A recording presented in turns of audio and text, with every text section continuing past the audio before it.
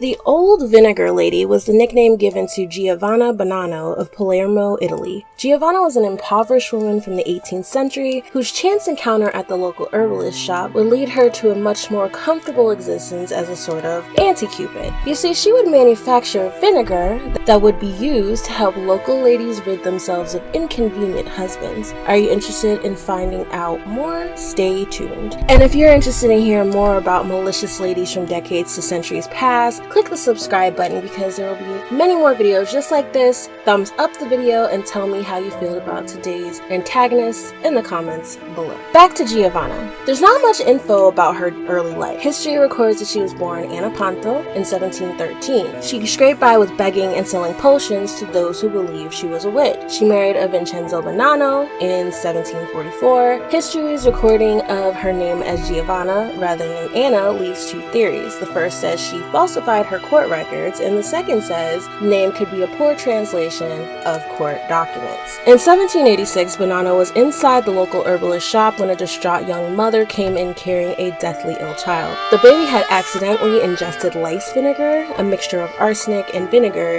used to kill the pest. The shopkeep fed the child some type of oil until she purged the poison, which thankfully saved the babe. But it gave Giovanna a deadly idea. If this poison was undetectable, it may work well as a potion to help unhappy ladies rid themselves of unhappy marriages. In a time when obtaining a divorce was all but impossible for most people, sometimes it was easier to become a widow. Sadly, Giovanna decided to test out the poison on a stray dog. She tied the pup up, fed it pieces of bread dipped in lice vinegar. Sometime later that day, she came back to check on the dog, and as expected, the poor pup was dead. She pulled back the mucous membrane to check for blackened skin or fur that was easily peeled off, but no such signs were detected. If no sign of poison was detected, then it was perfect for its purpose. This was the 1780s, after all, when medicine was a primitive science. I'm actually quite upset that she thought so little of the dog's life to use it for her sick experiment, but you might be happy to know she'll eventually pay for the life of the poor pup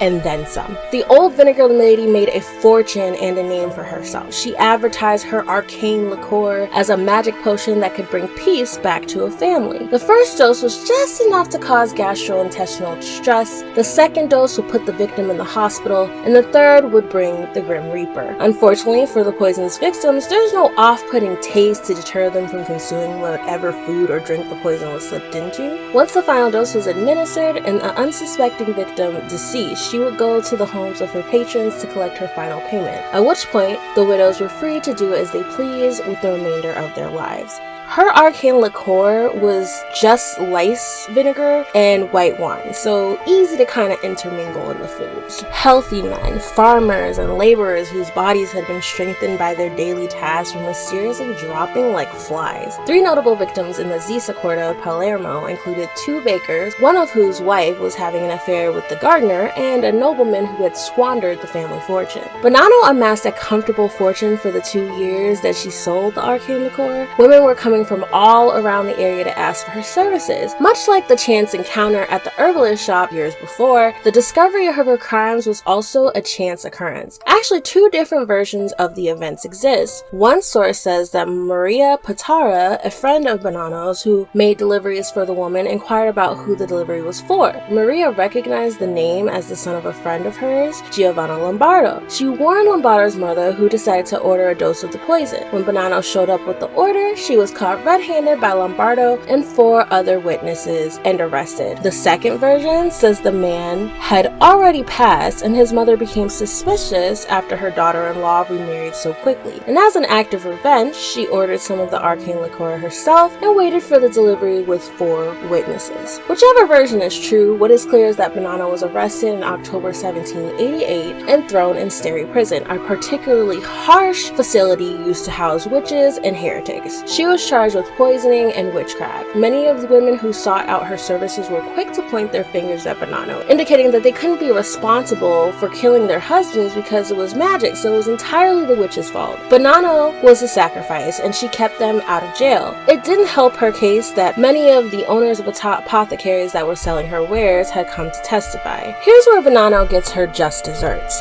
On July 30th, 1789, Bonanno was brought to the scaffold. The noose was wrapped and she was drop. She dangled over the heads of people from all over the city, and even members of the aristocracy who had traveled to see the execution. Clearly they meant to make example of her. I told you she'd get her just desserts, so that's the story of the Old Vinegar Lady and how she met her end. If you have any suggestions or any other deadly woman I should cover, let me know in the comments below. I will see you all soon. Have a wonderful day.